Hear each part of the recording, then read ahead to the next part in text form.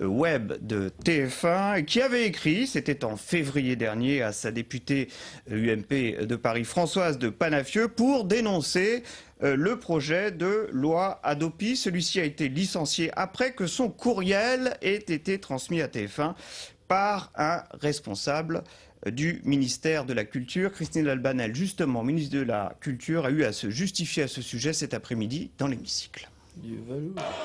Un mail a en effet été envoyé par un responsable web de TF1 à Madame Françoise de Panafieux, très présente effectivement dans le débat grâce à Internet et que je remercie.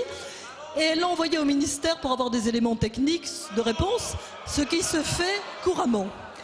Copie de ce mail, en effet, a été adressée à la chaîne TF1, ce que j'ignorais. J'ai demandé des renseignements, c'est le fait qui s'est trouvé avéré. J'ai déclaré publiquement que je regrettais cet envoi, qui d'ailleurs a été fait sans aucune demande de sanction, mais pour information, que je regrettais cet envoi. J'ai précisé qu'il s'agissait d'une erreur regrettable et j'ai pris d'ailleurs des sanctions à l'encontre du collaborateur en question. Si je l'ai fait, c'est tout simplement parce que j'ai le plus grand respect pour la liberté, pour l'autonomie des chaînes, pour leur liberté de décision et de gestion, et le plus grand respect pour la liberté d'expression des journalistes. Et je crois, j'ai pris mes responsabilités dans cette affaire, et je crois que nul, sans mentir, ne peut m'accuser du contraire, sans mentir.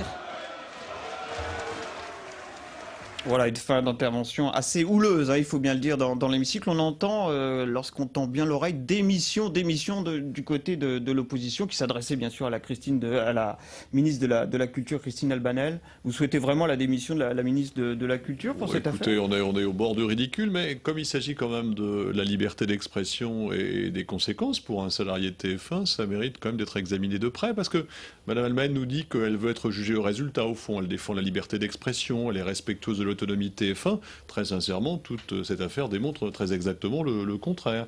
Quelqu'un de son cabinet s'est cru autorisé à signaler à TF1 qu'un agent de TF1, à titre privé, pouvait s'exprimer auprès de son député en exprimant des réticences par rapport à sa loi. Quelqu'un de son cabinet pouvait juger normal, par conséquent, de demander à TF1 de réagir. TF1 a jugé parfaitement normal d'en tirer les conséquences et de licencier, de sanctionner la personne en question.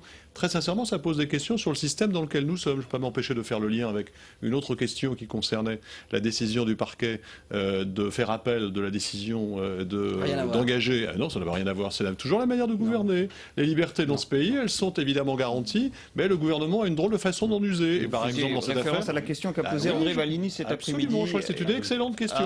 Il y a des poursuites qui sont engagées contre les présidents africains et le parquet, sous l'autorité du garde des Sceaux, décide de classer. On en reste sur cette affaire.